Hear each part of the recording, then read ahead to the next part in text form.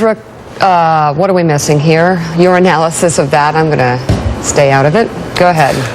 I don't think you're missing a whole lot on the politics. You know, it was fascinating over the weekend, though. That rally, according to Robert Costa, who's been one of the really best reporters on what's going on inside the House GOP, that was an affirming rally to the GOP. All these folks came out. There's a lot of excitement. They felt they were strengthening their hand. I mean, it's something a lot of us greeted with disbelief that anybody would consider that to be much of an important hinge point. But he said for some conservatives, they felt like they were seeing a winning message there. I do think the big thing that happened this weekend, and Mark touched on it a moment ago, is it something you saw which you haven't seen until this point in the shutdown discussions, is it Democrats now are beginning to make demands too.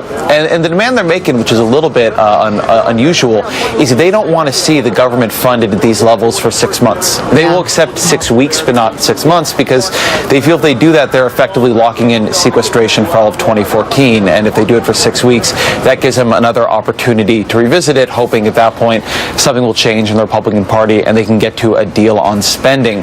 But that actually is a significant change in this debate for now both sides to be bringing a certain set of policy grabs to the table in order to sort of try to get a better policy equilibrium for themselves in 2014. So, Ezra, with that newfound swagger by the Democrats, if you want to call it that, what can they give to help Republicans save face and get the country out of this deal? What would be acceptable at this point, do you think? Maybe not to Ted Cruz, but to Republicans at large, to get through this and to get some kind of a deal? I love the idea of Harry Reid with swagger. I don't think that they want to give up much at all at this point. I mean, the thing that I think they're hoping to do here, I think if you wanted to see this how Reid would like it to play out over this week, markets are opening today. It's going to get a little bit hairy over the next couple of days. Whether it gets hairy today or it gets hairy on Wednesday, I think is something that's very, very difficult to predict. But it will begin to get pretty rough in the markets. That will force a lot of pressure on Republicans to come to a deal. And the deal that Democrats are looking for here is some kind of budget negotiations. They actually want those budget negotiations. And at this point, Republicans want those negotiations as well. So they break Republicans on the shutdown, on the debt ceiling. They get a clean reopening that comes with these budget negotiations. And the Democrats' hope is that then, because Republicans will be so terrified of doing this again, of doing another shutdown, of having another debt ceiling fight, that they will really want those negotiations to come to some kind of mutually agreeable outcome that replaces sequestration with some sort of mix of mandatory spending cuts and maybe, in Democrats' hope, a couple revenue increases. Yeah, Mark Halperin, right now, the White House is thinking, why deal with them? No, I mean, the Republican Party has fallen to an all-time low, according to Gallup, a poll that has been, as we saw in the past, a pretty pro-Republican poll. Same thing with the NBC News Wall Street Journal poll, one of the 2 or 3 most accurate polls during 2012 through the whole cycle. Also says the Republicans have reached an all-time low.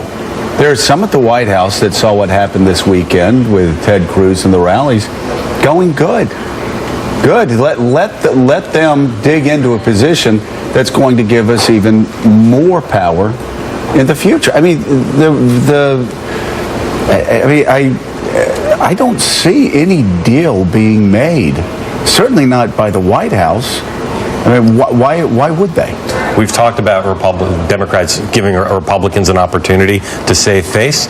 I think the White House and Harry Reid would like to humiliate the Republicans and like to send them a message that if you're led around by Ted Cruz and Sarah Palin going forward, the same thing will happen to you again. So they're going for the best, toughest deal they can get.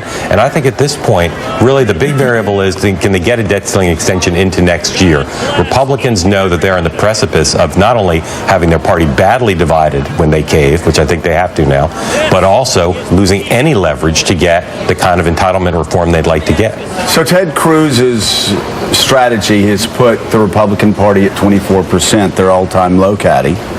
And yet there are certainly a number of people, maybe it's that 24% in America, that are saying, keep at it, let's go even further. And there's no doubt if these trends continue, that drives the Republican Party's numbers into the teens. Yeah, I don't. All the signs over the weekend seem to be, as Mark was saying, that the White House and the Democrats have the advantage at the moment. So the people who are suggesting that the rally over the weekend may be what they're calling a game changer, what are they? What's the game they're trying to change? How are they taking out of this any positive influence for their party, except to say they think that this purist conservative wing of the party is better off without the mainstream of the Republican Party? It's the only way this could be a positive benefit.